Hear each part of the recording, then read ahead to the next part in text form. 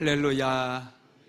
우리 옆 사람하고 인사 한번 합시다. 참 잘 오셨습니다. 참 잘 오셨습니다. 할렐루야. 오늘도 하루 종일 일터에서 많이 피곤할 텐데 또 하나님을 예비하기 위해서 이 자리에 나왔습니다. 하나님께서 큰 은혜로 채워주실 줄로 믿습니다. 은혜는 사모하는 사람들에게 하나님께서 부어주십니다. 우리가 예배 드리는 거 별거 아닌 것 같지만 여러분, 풍성한 하나님의 은혜가 부어지는 거예요. 그래서 예배 드릴 때마다 우리는 항상 기대해야 돼요. 오늘은 어떤 은혜를 주실까? 어떤 말씀을 나에게 주실까? 우리는 하나님의 말씀을 한 말씀만 들어도 우리 영혼이 깨어나고 살아날 수 있어요. 운명이 바뀌고 미래가 바뀔 수 있어요. 그래서 우리는 늘 기대함으로 하나님의 전에 나와야 됩니다. 오늘 말씀은 출애굽기 36강인데요 하나님 만날 준비, 이런 제목입니다. 하나님을 만나기 위해서는 잘 준비해야 됩니다. 이스라엘 백성들은 출애굽한 지 3개월 만에 시내 광야, 특별히 시내산이 있는 그 광야에 도착을 하게 됩니다. 시내산에 도착하자마자 하나님께서는 모세를 시내산으로 불러 올리셨어요. 그리고 하나님께서 모세에게 이스라엘 백성들을 애굽의 종살이에서 건져내고 이곳까지 인도하신 목적을 말씀해 주십니다. 하나님께서 이스라엘 백성들을 선택하시고 그 백성들을 애굽의 종살이에서 해방시킨 이유는 그들을 하나님의 소유된 백성으로 삼기 위해서, 왕같은 제사장으로 삼기 위해서입니다. 이것을 우리가 지난주 말씀을 통해서 잘 들었죠. 하나님께서는 이스라엘 백성들과 이제 이 하나님께서 그들을 제사장 나라로 삼겠다라고 말씀을 하시면서 조건이 있다는 거예요. 그것은 하나님께서 하신 말씀을 그들이 잘 들어야 돼요. 그리고 행해야 돼요. 하나님의 백성들은 하나님의 말씀을 따라 살아야 된다는 거예요. 그래서 모세에게 이 말을 백성들에게 전하라고 말씀을 하시면서 만약에 백성들이 하나님의 말씀대로 살겠다라고 한다면 다시 올라오라고 그랬어요. 그래서 모세가 백성들에게 물어봅니다. 여호와께서 우리를 하나님의 소유된 백성으로 삼으려고 하고 제사장 나라로 삼으려고 한다고 합니다. 그런데 조건이 있습니다. 그것은 우리가 하나님의 말씀을 따라서 살아야 된다는 것입니다. 그래서 백성들이 모세의 말을 듣고 한결같이 우리가 하나님의 말씀을 따라서 살겠습니다, 그렇게 고백을 하게 되죠. 그래서 이제 모세는 다시 시내산에 올라가서 하나님께 말씀을 드리는 거예요. 이스라엘 백성들이 하나님의 말씀대로 살겠다고 얘기를 했습니다. 그래요. 그래서 하나님께서 이제 이스라엘 백성들과 언약을 체결하기 위해서 이제 이스라엘 백성들 특별한 백성으로 하나님께서 삼으시고 또 이스라엘 백성들 입장에서는 여호와를 자신들의 하나님으로 섬기기 위한 그런 계약을 체결하기를 원했어요. 그래서 모세에게 이제 계약 체결할 준비를 하라고 말씀하셔요. 그 말씀이 출애굽기 19장 9절에서 12절까지 나와 있는데 한번 찬찬히 같이 읽어봅시다. 여호와께서 모세에게 이르시되 내가 빽빽한 구름 가운데서 내게 임함은 내가 너와 말하는 것을 백성들이 듣게 하며 또한 너를 영영히 믿게 하려 함이니라. 모세가 백성의 말을 여호와께 아뢰었으므로 여호와께서 모세에게 이르시되 너는 백성에게로 가서 오늘과 내일 그들을 성결하게 하며 그들에게 옷을 빨게 하고 준비하게 하여 셋째 날을 기다리게 하라. 이는 셋째 날에 나 여호와가 온 백성의 목전에서 시내산에 강림할 것임이니 너는 백성을 위하여 주위에 경계를 정하고 이르기를 너희는 산과 산에 오르거나 그 경계를 침범하지 말지니 산을 침범하는 자는 반드시 죽임을 당할 것이다. 아멘. 하나님께서는 이제 이스라엘 백성들과 언약을 체결하기를 원했어요. 그래서 이제 하나님과 언약을 체결하기 위해서 어떻게 준비해야 되는지를 아주 상세하게 알려주시는 것입니다. 여러분, 하나님의 백성들은 하나님의 말씀대로 살아야 돼요. 이스라엘 백성들이 하나님의 백성이 되기 위한 조건은 딱 한 가지입니다. 하나님의 말씀을 따라서, 하나님의 뜻을 따라서 살아가는 거예요. 만약에 그들이 하나님의 뜻을 따라서 살아가지 못한다고 한다면 계약은 깨지는 거예요. 그래서 어떻게 해서든지 하나님의 말씀을 지키고 그 말씀을 고민하면서 어떻게 하면 하나님의 뜻대로 살아갈 것인지 그들은 무겁게 그 말씀을 받고 실천해 나가야 된다는 것입니다. 특별히 여러분, 하나님과의 계약에 대해서 우리가 좀 더 살펴보면 하나님과의 계약은 아주 인격적인 계약이에요. 여러분, 우리가 부동산을 사고 팔 때 계약서를 쓰잖아요. 그것은 인격적인 계약이라기보다는 소유권을 이전하는 계약이에요. 그런데 지금 하나님께서 이스라엘 백성들과 언약을 체결하는 것은 인격적인 결혼입니다. 그래서 자발적으로 해야 돼요. 이게 여러분 남아있는 게 결혼식입니다. 결혼식 할 때 신랑에게 묻잖아요. 신부 누구누구를 아내로 맞이해서 슬플 때나 괴로울 때나 좋을 때나 아플 때나 그렇게 물어보면서 계속해서 사랑하시겠습니까? 이건 물어봐요. 그러면 네, 그렇게 대답해요. 신랑도 그렇고 신부도 그렇고. 그래서 이제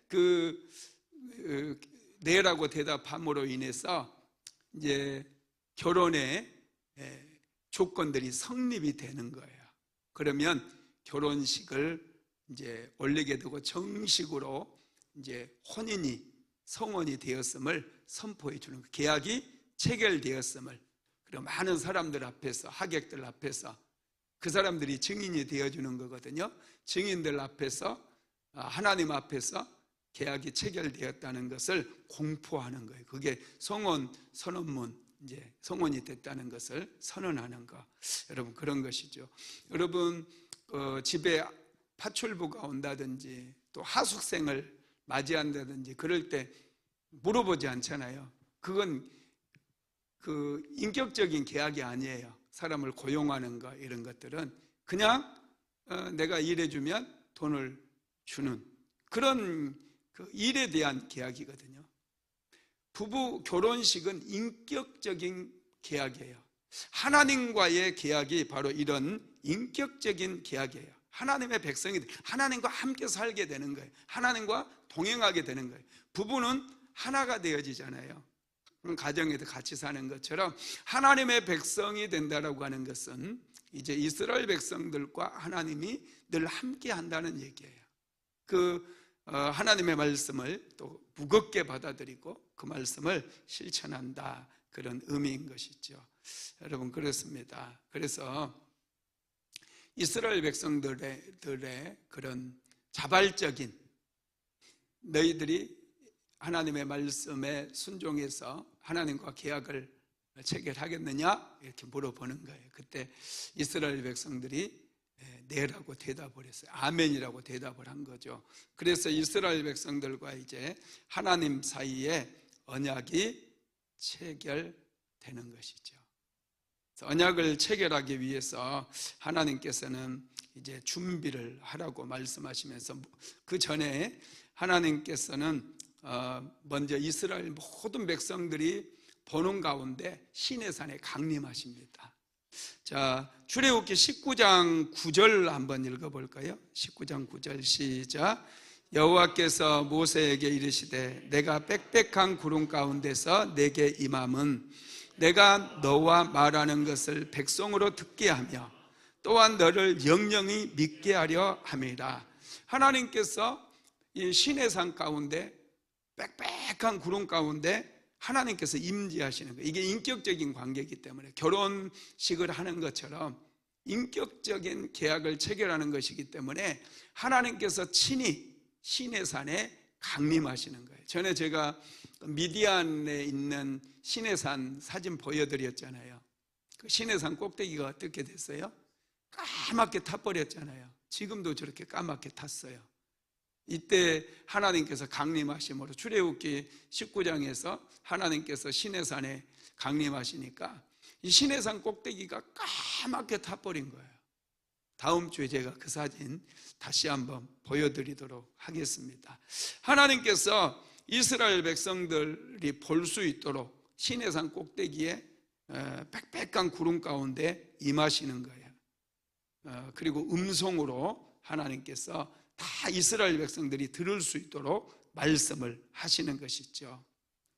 하나님께서 이스라엘 백성들에게 하나님의 임재를 모든 백성들에게 보여주신 것은 두 가지 이유가 있는데, 첫 번째는 하나님은 백성들에게 직접 말씀하신 분임을 보여주기 위해서입니다.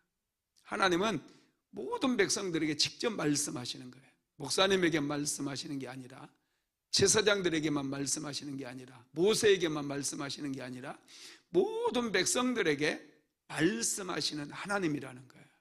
그걸 보여주기 위해서 시내산에 직접 강림하셔서 모든 백성들이 다 들을 수 있도록 하나님께서 말씀을 하셨다는 거예요. 여러분, 말씀 안에 구원의 길이 있고 생명의 길이 있습니다. 그래서 우리는 하나님의 말씀을 들어야 돼요. 믿음은 들음에서 난다고 그랬어요. 하나님의 말씀을 들을 때 믿음이 생겨난다는 거예요. 그래서 말씀을 주야로 묵상하고 말씀을 듣는 사람은 하나님의 백성으로 살아갈 수가 있습니다. 두 번째로는 하나님께서 모세와 말씀하심으로 백성들이 모세를 믿게 하기 위해서예요. 하나님께서 모세를 세웠구나, 모세가 하나님의 사람이구나, 이것을 믿게 하기 위해서. 그래서 9절 하반절에 보면 너를 영영히 믿게 하려 함이니라 그랬어요. 하나님께서 친히 시내산에 불로 막 임하셨거든요. 모든 백성들이 볼 수 있도록, 그리고 이스라엘 모든 백성들이 들을 수 있도록 하나님께서 친히 말씀하셨어요. 이것은 여러분, 하나님은 친히 말씀하시는 분임을 우리에게 가르쳐 주실 뿐만 아니라 모세가 하나님께서 세운 사람임을 믿게 하기 위함이었다라는 거예요. 권위가 아주 중요하거든요. 그래서 이제 이렇게 먼저 이스라엘 백성들에게 하나님께서 시내산에 강림하신 것을 보여주십니다.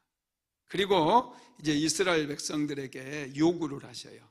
너희들이 계약을, 나와 언약을 맺기 위해서는 몇 가지 해야 될 일이 있다, 그렇게 말씀하시는 거예요. 세 가지를 말씀하시는데, 첫 번째는 사흘을 기다리게 하십니다.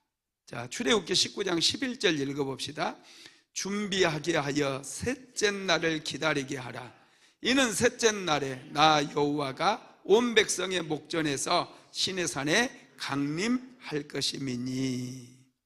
준비하여 셋째 날을 기다리래요. 셋째 날까지, 지금 오늘부터 해가지고 사흘을 기다리라는 거예요. 사흘을 여러분 하나님을 만나기 위해서 기다리래요. 뭐 당장 나타나셔서 말씀해 주셔도 되잖아요. 아니면 내일 아침에 일찍. 그런데 하나님께서 3일을 기다리라고 말씀하셔요. 참 놀랍죠. 성경에 보면 3일이 많이 나와요. 아브라함이 하나님의 음성을 들었습니다. 내 독자 이삭을 데리고 모리아산으로 가서 번제로 드려라 그래요. 그때 아브라함이 사흘 길을 걸어갑니다. 사흘 길을 걸어서 독자 이삭을 모리아산에 번제로 드리기 위해서 사흘을 걸어가는 거예요. 이 사흘을 생각해 보세요. 참 아들을 볼 때마다 사흘 아무 말도 할 수가 없었을 거예요. 이건 자기와의 싸움에서 이겨야 되거든요. 내 걸어가는 동안 내내 하나님께 질문하고 왜 아들을 번제로 드리라고 말씀하셨을까? 이걸 생각하고 하나님을 생각하면서 사흘을 걸어가는 거거든요. 또 요나가 여러분 물고기 뱃속에서 사흘 동안 있잖아요. 회개하고 이제 다시 이제 바닷가에 뱉어져 가지고 니느웨로 가서 심판의 메시지를 전하게 되거든요. 이 사흘 동안 요나가 회개하는 시간을 가져요. 사도 바울이 다메섹 도상에서 빛을 보고 눈이 멀어버리거든요. 사흘 동안 눈이 멀어버려요. 이 사흘 동안 사울도 굉장히 혼란했을 거예요. 이 사흘 동안 정말 자기가 다메섹 도상에서 만났던 그분이 바로 하나님이셨던가, 그걸 정말 하나님이시구나, 이런 걸 생각하면서 이 사흘의 시간을 기다리면서 이 사흘을 견딘 거예요. 예수님도 십자가에 못 박혀 죽으시고 사흘 만에 부활하셨어요. 이 사흘은 하나님을 만나기 위한 자기 자신을 준비하는 최고의 시간인 것 같아요. 여러분, 우리 하나님 만나고 싶다고 바로 만나는 게 아니에요. 사흘 정도는 정말 모든 걸 내려놓고 오직 하나님께 집중하고 기도하면서 또 자기 자신이 얼마나 죄인인가 생각하고 회개하는 그런 시간들을 집중해서 가지라는 거예요. 그렇게 될 때 여러분, 우리가 하나님의 영광을 볼 수 있는 거예요. 그냥 세상 속에서 제 가운데 살다가 하나님 잠깐 예배 드린다고 우리가 하나님을 만나고 그 거룩한 임재를 경험할 수 있다면 얼마나 좋겠어요. 그런데 하나님 그런 분이 아니에요. 하나님을 전심으로 우리가 찾고 찾으면 만나리라 그랬잖아요. 예레미야서 29장에서도. 그런데 이 전심으로 하나님을 찾고 찾기 위해서는 한 사흘의 시간은 필요한 것 같다는 거예요. 이것은 제가 묵상하는 가운데 들어오는 생각입니다. 사흘 정도는 정말 하나님께 집중하고 모든 마음과 생각도 세상 것 다 내려놓고 내 안에 있는 죄를 회개하고 오직 하나님만을 갈망하고 하나님을 만나기 위해서 하나님께 집중하는 이 시간을 가져라, 그런 말씀인 거예요. 그래서 이스라엘 백성들은 이 3일을 기다리면서 하나님을 이제 보기 위해서, 만나기 위해서 3일을 기다리면서 그들은 하나님의 은혜를 고대하고 간절히 집중해서 하나님만을 이제 바라보는 거예요. 그러면 그들은 하나님의 임재를 경험할 수 있게 되는 것이죠. 여러분, 그렇습니다. 하나님께서는 우리를 만나 주실 때도 마찬가지 우리가 집중해야 돼요. 3일을 집중하게 되면 우리 죄가 생각나고, 하나님께 집중하다 보면 저절로 생각나요. 하나님의 거룩하신 분이기 때문에. 그러면 그런 죄 다 회개하고, 그러면 사흘에 우리는 사흘 기다리는 후에 하나님의 거룩한 임재를 경험할 수 있으며 성령도 받을 수 있으며 은혜도 충만하게 받을 수 있게 될 줄로 믿습니다. 두 번째로는 백성들을 성결하게 하라고 말씀하셨어요. 자, 출애굽기 19장 10절 읽어봅니다. 준비하여 셋째 날을 기다리게 하라. 이는 셋째 날에 나 여호와가 온 백성의 목전에서 시내산에 강림할 것임이니. 아멘. 네, 셋째 날을 이제 준비하라고 그랬거든요. 준비하라고 하시면서 이제 성결하게 하라고 하시는 말씀이 10절에 여호와께서 모세에게 이르시되 너는 백성에게로 가서 오늘과 내일 그들을 성결하게 하며 그들에게 옷을 빨게 하고 그랬어요. 10절에서. 네. 여러분, 하나님께서는 성결하라고 그랬어요. 하나님을 만나기 위해서는 거룩함을 회복해야 된다는 거예요. 옷도 빨게 했어요. 특별한 날이니까. 여러분, 우리나라도 명절 때 추석하고 설, 그죠? 새 옷을 자녀들에게 사주고 그러잖아요. 설빔 그런 말도 있고, 그죠? 추석에, 설에, 다른 때는 옷을 안 사줘도 추석이 되고 설이 되면 시골에서도 자녀들에게 옷을 사주고 그랬어요. 그 옷을 사주고 설날이 되면 그 옷을 입고 뭐를 해요? 세배를 했잖아요. 옷을 다 달라. 못 받아봤나? 감동이 없어요. 왜 새 옷을 입느냐면 특별한 날이기 때문에. 특별한 날이잖아요. 명절이잖아요. 새날. 이제 새해가 시작되는 그 첫날이니까 그날은 아주 좋은 날이고 특별한 날이고 복받는 날이거든요. 그래서 새 옷을 입고 어른들에게 세배를 하는 거예요. 그럼 어른들은 새해 복 많이 받아라 하고 복돈을 줬어요. 복돈을. 세뱃돈 많이 받으셨나요? 예. 하여튼 이 날이 특별한 날이고 좋은 날이기 때문에 새 옷을 입는 거예요. 이것처럼 하나님을 만나는 날은 여러분 특별한 날 중에서도 더 특별한 날이고 복이 있는 날 중에서 더 복된 날이에요. 은혜의 날 중에서 더 은혜가 충만한 날이거든요. 그래서 여러분 성결하게 하는 거예요. 깨끗하게 몸을 씻고 또 옷도 깨끗하게 빨아서 입는 거예요. 새 옷이 있는 사람은 새 옷을 입고, 새 옷이 없는 사람은 옷 중에서 좀 그래도 상태가 괜찮은 옷 깨끗하게 빨아가지고 입고 하나님을 만나라는 거예요.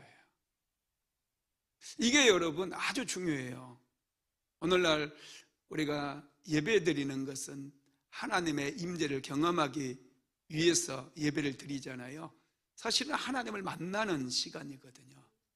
하나님을 만나는 시간에 우리가 우리 자신을 한번 돌아보고 죄가 있으면 하나님 앞에 회개하고 우리를 성결케 해야 돼요. 그리고 주일날 같은 경우는 옷도 그 전에 깨끗이 손질을 해서 깨끗한 옷을 입고 또 화장도 좀 하고 남자들은 면도도 깨끗하게 하고 오늘은 하나님을 만나는 날이야. 이렇게 생각하고 하나님 앞에 나오라는 거예요. 여러분 옷차림이 누구를 만나러 가느냐에 따라 달라지잖아요.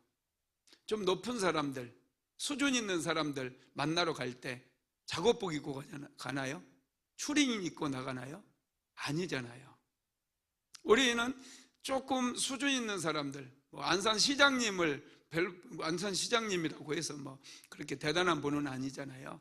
그런데 그런 분 만나러 가는 것도 우리가 만나는 것도 쉽지를 않거든요. 그분이 초대를 해가지고 그분을 만나러 간다. 그럴 때 뭐 추리닝 입고 슬리퍼 찔찔 끌고 이렇게 가지는 않는다는 거예요. 그래도 자기 집에 있는 옷 중에서 상당히 그래도 좋은 옷을 딱 차려 입고 머리도 거울도 딱 보고 머리도 단정하게 하고 그렇게 가잖아요.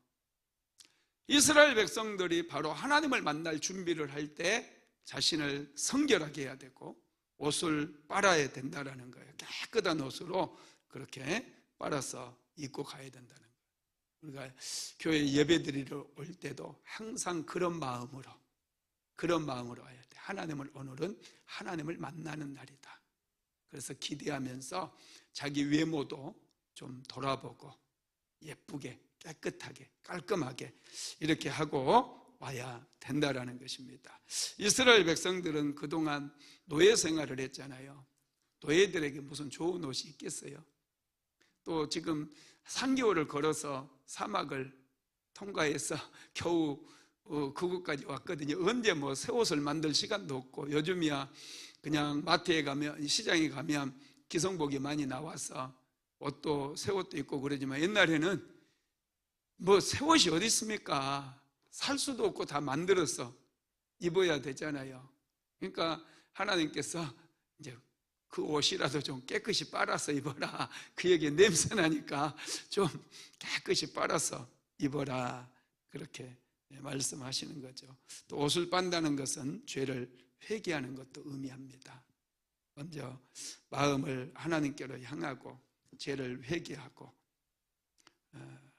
하나님 앞에 나와라 이렇게 말씀을 하십니다. 그리고 제사장들까지도요, 성결하게 하라고 말씀하셔요.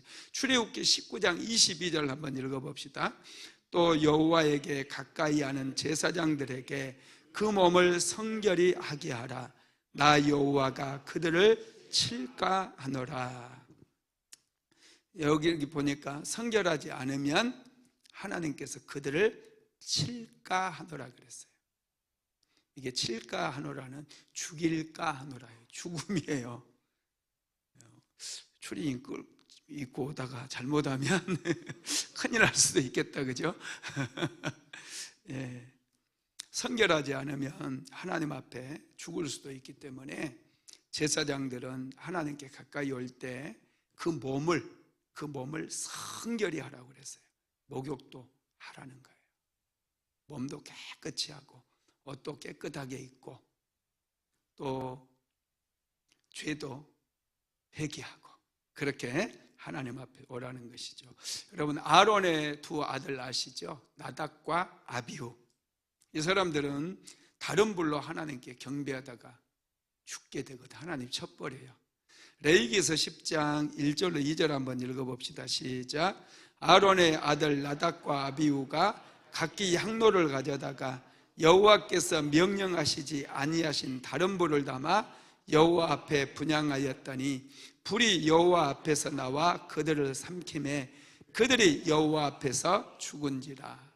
하나님의 말씀과 상관없이 이게 여러분 그 성결하지 않게 한 거거든요. 성결하지 않게 하나님의 뜻을 거역하고 나오는 거, 이게 불결한 거예요. 그래서 제단에서 불이 나와서 두 아들이 동시에 죽어버려요. 아론의 아들들은 제사장들임에도 불구하고. 그리고 여러분, 우리가 또 엘리 제사장의 아들들 아시잖아요. 홈리와 비느하스. 제사장의 아들들은 제사장이 되기 때문에 항상 성결하게 해야 돼요. 그런데 이 사람들도 하나님 앞에 범죄하다가 죽는데 사무엘상 2장 22절에서 25절에 나와 있습니다. 같이 한번 읽어봅시다. 엘리가 매우 늙었더니 그의 아들들이 온 이스라엘에게 행한 모든 일과 해망문에서 수종드는 여인들과 동침하였음을 듣고 그들에게 이르되 너희가 어찌하여 이런 일을 하느냐? 내가 너희의 악행을 이 모든 백성에게서 듣노라. 내 아들들아, 그리하지 말라. 내게 들리는 소문이 좋지 아니하니라. 너희가 여호와의 백성으로 범죄하게 하는도다. 사람이 사람에게 범죄하면 하나님이 심판하시려니와 만일 사람이 여호와께 범죄하면 누가 그를 위하여 간구하겠느냐 하되 그들이 자기 아버지의 말을 듣지 아니하였으니 이는 여호와께서 그들을 죽이기로 뜻하였음이었더라. 엘리 제사장의 아들들은 다 제사장이 되고 제사장이 되었는지도 모르겠지만 성결하지 못했어요. 다 죄 가운데 머물러 있는 거예요. 그래서 하나님께서 그들을 죽이기로 결정을 하셨다는 거예요. 그래서 여러분 블레셋과의 전쟁에 나가서 다 죽게 돼버리잖아요. 우리는 항상 하나님 앞에서 성결해야 돼요. 할렐루야. 그래야 하나님을 우리가 만날 수 있고요, 하나님께서 주시는 풍성한 은혜를 받을 수가 있게 됩니다. 세 번째로는 한계를 정하시고 백성들이 넘어오지 못하게 했습니다. 어느 선까지는 하나님께서 용납을 하시지만은 하나님께서는 경계를 굉장히 중요시 여겨요. 경계를 침범하는 것을 하나님은 용납하지 않습니다. 자, 출애굽기 19장 12절에서 13절 같이 읽어봅시다. 너는 백성을 위하여 주위의 경계를 정하고 이르기를 너희는 삼가 산에 오르거나 그 경계를 침범하지 말지니 산을 침범하는 자는 반드시 죽임을 당할 것이라. 그런 자에게는 손을 대지 말고 돌로 쳐 죽이거나 화살로 쏘아 죽여야 하리니 짐승이나 사람을 막론하고 살아남지 못하리라 하고 나팔을 길게 불거든 산 앞에 이를 것이니라 하라. 아멘. 하나님께서는 이스라엘 백성들에게 경계를 정해 주셨어요. 경계를 넘지 말라는 거예요. 이 산, 신의 산 일정 앞에까지는 가되 더 이상은 올라오지 말라는 것이죠. 3일째 되는 날 이제 빽빽한 구름 가운데 하나님께서 강림을 하시고 이제 막 천둥 소리, 번개 소리가 심하게 울리거든요. 그러면 백성들이 막 처음에는 두려워 떨겠지만은 도대체 저기에 뭐가 있을까 궁금해서 경계를 넘어갈 수 있거든요. 그래서 하나님께서는 분명하게 한계를 딱 정하셨어요. 여러분, 저와 여러분도 이 한계를 지키는 게 중요해요. 분명히 하나님께서는 이 한계를 우리에게도 정해 주셨어요. 하나님께서 정해 주신 이 한계를 한계 안에 있을 때, 경계 안에 있을 때 우리가 평안을 누리고 행복을 누릴 수 있습니다. 특별히 하나님께서 우리 순복음 안디옥 교회라고 하는 한계를 정하시고 이곳에 여러분들을 보내주셨어요. 이곳에 머물 때 하나님께서 풍성한 은혜를 내려주시고 충만한 은혜를 내려주실 줄로 믿습니다. 하나님께서는 모세에게 또 내려가라고 얘기합니다. 이스라엘 백성들이 한계를 넘어서 하나님께로 나아올 줄 알았기 때문에 모세에게 너는 내려가서 백성들에게 한계를 절대로 넘지 말라고 얘기해라. 그러니까 모세가 백성들이 이미 얘기했으니 한계를 넘지 않을 것이라고 얘기를 합니다. 그럼에도 불구하고 하나님께서는 다시 모세를 내려보내는 거예요. 그래서 그 한계를 넘지 못하도록 그 한계를 지키도록 말을 하라고 말씀을 한 것이죠.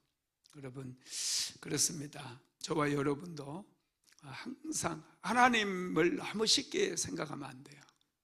하나님은 좋으신 하나님이고 사랑이 많으신 하나님이에요. 많은 분들이요, 응답받았다고 그래요. 응답받았다고. 응답받아서 우리 교회에 왔다가 응답받아서 떠난다고 그러더라고요. 나 이해가 안 돼요. 하나님께서 이 말했다가 저 말했다가 하시는 분이 아니거든요. 그건 자기 생각일 뿐이에요. 그런데 그것을 하나님 핑계를 대는 거, 이거 무서운 거예요. 절대 그렇게 하지 마세요. 내가 떠나서 싫은 것은, 내가 싫어서 떠나는 것은 하나님께서 용납해 주실 수 있지만 하나님께서 말씀하셔서 뭐 간다, 뭐 이런 얘기를 하는 분들이 참 많아요. 저는 많이 봤어요. 그거 여러분 그렇게 하지 마세요. 굉장히 하나님께 싫어하셔요. 하나님께서 분명히 응답 주셔가지고 우리 교회에 오고 또 뭔가 하게 만들고 그랬으면 여러분 그게 하나님의 뜻인 거예요. 열심히 충성하고 열심히 헌신하고 하나님을 잘 섬기면 하나님께서 말할 수 없는 은혜를 내려주셔요. 그런데 참 신기해. 내가 그래서 나는 단도직입적으로 얘기를 잘해요. 그거 하나님의 뜻 아니다. 당신 올 때 하나님께 응답받았다고 왔다고 하지 않았느냐. 근데 왜 또 하나님께서 뭐 한두 달 만에 또 1, 2년 만에 그렇게 헷가닥 해가지고 나 그런 하나님이면 나 안 믿는다 그랬어요. 하나님은, 내가 믿는 하나님은 그런 하나님이 아니다. 하나님은 해전하는 그림자도 없다. 변치 않는 하나님이시다. 이런 하나님을 내가 믿지. 이랬다가 오늘은 이랬다가 내일은 저랬다가 하면 그게 귀신이지 어떻게 하나님입니까? 귀신은 내가 보니까요, 거짓말도 잘하고 귀신은 왔다 갔다 잘해요. 이랬다 저랬다 잘해요. 하나님은요, 하나님의 뜻 함부로 말씀하지 마세요. 하나님은 한 번 정하신 것은요 끝까지 가시는 분이에요. 이랬다 저랬다 뭐 움직이시지를 않아요. 그러니 하나님의 뜻을 내 마음대로 막 바꾸고 이런 거 정말 여러분 하나님께 싫어하셔요. 한계를 분명히 정하셨다니까요. 이스라엘 백성들에게 생각의 한계도 정해놓은 거예요. 넘지 말아야 될 선을 넘으면 하나님께서 아주 싫어하신다라는 것입니다. 여러분 그렇습니다. 하나님께서는 이제 이스라엘 백성들에게 찾아오셨어요. 그리고 이제 19장 20장에 가면은 하나님께 친히 말씀을 주셔요. 출애굽기 20장에 보면은 십계명 말씀 주시고 그 20장 이후로 사회법에 대해서 쭉 말씀을 주시잖아요. 이게 지금 이스라엘 백성들이 어떻게 이제 하나님의 백성들이 되었으니 너희들은 이렇게 살아야 된다라는 것을 말씀으로 주시는 거거든요. 그래서 여러분 그때 주셨던 말씀을 성경으로 엮은 게 여러분 이 출애굽기 말씀 안에 다 담겨 있잖아요. 이스라엘 백성들 잘 지키라고, 특별히 십계명만큼은 절대로 타협하지 말고 지키라고 돌판에다가 하나님이 친히 새겨가지고 이스라엘 백성들에게 주시는 거예요. 이것 지켜야 된다는 거예요. 이건 경계라는 거예요. 이거 지켜야 너희들이 내 백성이라는 거예요. 그러면 내가 지키면 너희들을 지켜주고 보호해주고 나는 너희들의 하나님이 되어서 너희의 필요한 것들 다 채워주리라, 이렇게 말씀을 하시는 것입니다. 여러분 그렇습니다. 하나님을 만나기 위해서는 세 가지 준비가 필요하다고 그랬어요. 3일을 기다리는 것, 그 다음에 성결하게 하는 것, 판결을 지켜야 되는 것. 여러분 이 세 가지는 오늘날 저와 여러분이 예배에 나올 때, 하나님을 예배하기 위해서 성전에 올 때 또 적용할 수 있는 귀한 말씀이니까 꼭 기억하시기 바랍니다. 말씀을 마무리하겠습니다. 하나님의 백성이 되는 일은 엄청난 일입니다. 하나님께서는 이스라엘 백성들을 하나님의 백성으로 삼기 위해서 애굽에서 인도하셨어요. 그리고 그들과 언약을 맺습니다. 그래서 언약이 너무나 중요하기 때문에 언약은 그냥 맺는 게 아니에요. 준비를 해야 돼요. 결혼할 때도 막 1년도 준비하고 그러잖아요. 자녀들 결혼시킬 때 얼마나 많은 준비를 합니까? 하나님과 계약을 할 때도 이렇게 준비가 필요했던 거예요. 그래서 3일 동안 하나님 앞에서 그들은 기다리면서 자기 자신을 돌아보고 하나님의 임재를, 하나님의 강림을 그들은 기다려야 했어요. 하나님께 집중하는 시간을 가져야 했다는 거예요. 그리고 스스로를 성결케 하고 옷을 빨고 마음을 정결케 하고 죄를 회개하는, 그리고 하나님께서는 더 이상 앞으로 나오지 말고 그 자리에서 하나님의 임재를 보고 하나님의 말씀을 듣고 그 말씀을 지키면 된다는 거예요. 우리는 자꾸 하나님 자꾸 더를 요구하는데 하나님께서는 이 말씀을 주시면 이 말씀 지키면 된다는 거예요. 그러면 내가 너희들 지켜주고 축복해 주시고 은혜 주시겠다라는 거예요. 여러분 우리가 하나님의 백성이 되면요, 환경이 아무리 거칠다 할지라도 그건 문제가 안 돼요. 하나님 앞에 나와서 은혜를 구하면 하나님께서 은혜를 내려주시기 때문에 아무 문제가 되지 않습니다. 여러분 세상을 살아가면서 너무 고난 때문에 낙심하지 마세요. 하나님께 나와서 예배하고 기도하면 하나님께서 우리를 새롭게 만들어 주세요. 놀랍게 역사해 주심을 믿으시기를 바랍니다. 고마우신 하나님 감사합니다. 이스라엘 백성들을 애굽에서 건져내시고 홍해바다도 갈라주시고 마라의 쓴물을 단물로 바꿔주시고 무리바 반석을 깨뜨려서 생수의 강물을 마시게 하심은 하나님의 소유된 백성을 삼기 위함이었습니다. 하나님, 우리를 위해서는 그 하나밖에 없는 독생자 예수 그리스도를 십자가에 못 박혀 죽게 하심으로 우리로 하나님의 자녀가 될 수 있는 축복을 허락하여 주셨습니다. 하나님, 우리가 그 놀라운 은혜를 늘 기억하게 하시고 하나님 앞에 나올 때마다 우리 자신을 항상 성결케 하고 깨끗하게 함으로 하나님의 임재를 깊이 경험하고 하나님의 음성도 듣고 날마다 하나님의 사람으로 더 변화되는 놀라운 축복을 누릴 수 있도록 주여 도와 주시옵소서. 오늘 이 밤에도 여러 가지 근심 걱정 또 여러 가지 문제들 다 주님 앞에 올려드립니다. 사랑하는 성도들, 오늘 이 밤에 축복하셔서 하나님 기도 제목들 다 응답받게 하여 주옵소서.